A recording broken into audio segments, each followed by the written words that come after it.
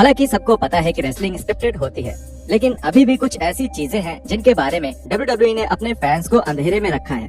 हमने पहले पार्ट में 10 सीक्रेट्स की बात पहले ही कर ली है, लेकिन अब हमारे पास 10 और सीक्रेट्स हैं जो WWE आपको नहीं बताना चाहता। Dirt sheets.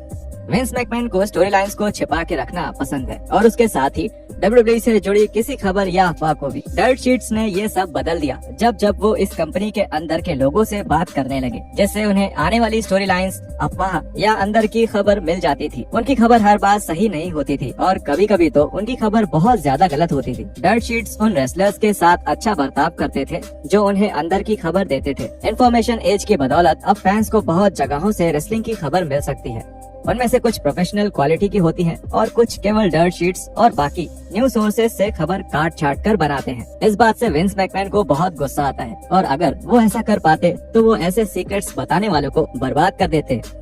Number 3, superstars talking during matches. एक मैच के दौरान रेसलर्स को ध्यान से देखिए और शायद आप उन्हें अपने अगले कुछ मूव्स के बारे में बताते हुए पकड़ लें।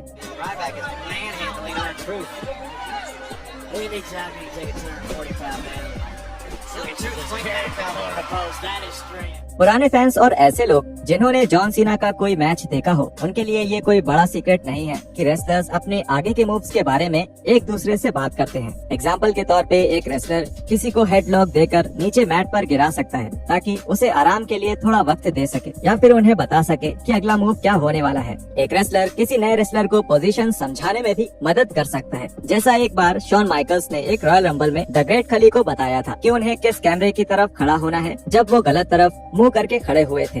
Crowd plants.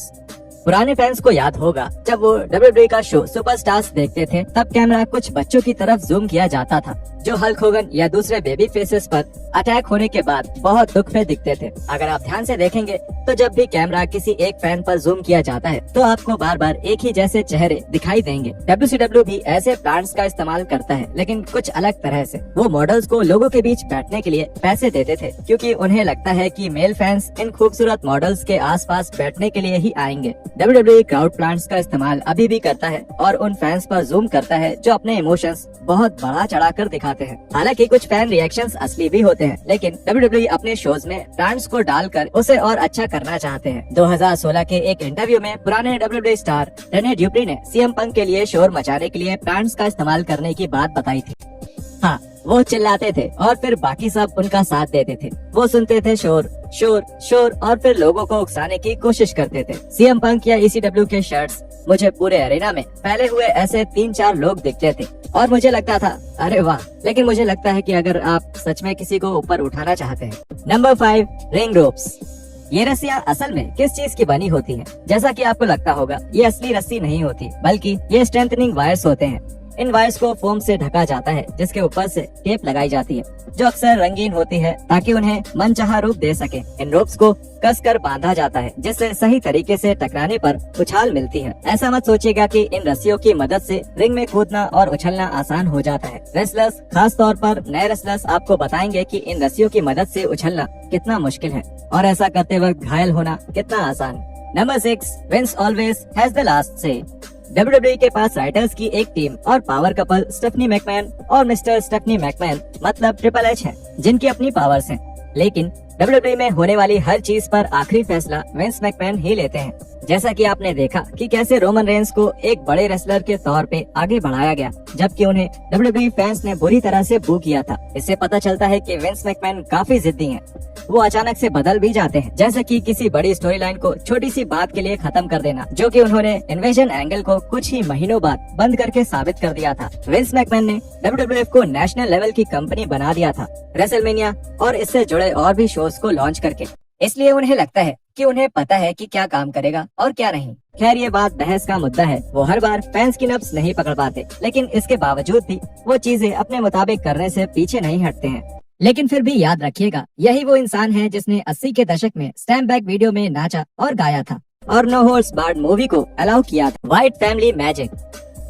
कुछ फैंस अभी भी इस बात से हैरान में हैं कि ब्रे व्हाइट अचानक रिंग में कैसे आ जाते हैं, किसी बेबी फेस से लड़ने या कोई और डरावनी एंट्री के लिए। बहुत सारे फैंस ने अंदाजा लगाया है कि व्हाइट रिंग के नीचे रहते हैं, लेकिन क्या वो सच में अपनी एंट्री के लिए घंटों तक इंतजार करते थे? टेरिटरी डेज के दौरान ऐसे रेसलर्स जो रिंग के नीचे से अचानक रिंग में आ जाते थे, वो शो से पहले ही रिंग के नीचे छुप जाते थे और अपनी बारी का इंतजार करते थे।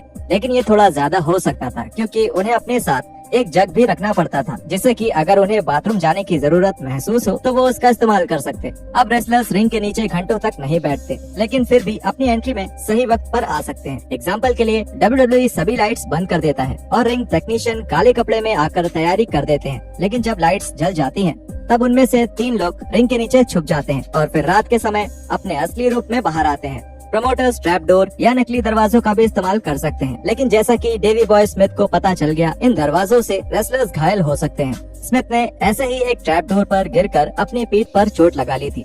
वो ट्रैप डोर उस रात में होने वाले दूसरे मैच में अल्टीमेट वॉरियर की सरप्राइज एंट्री के लिए बनाया गया था।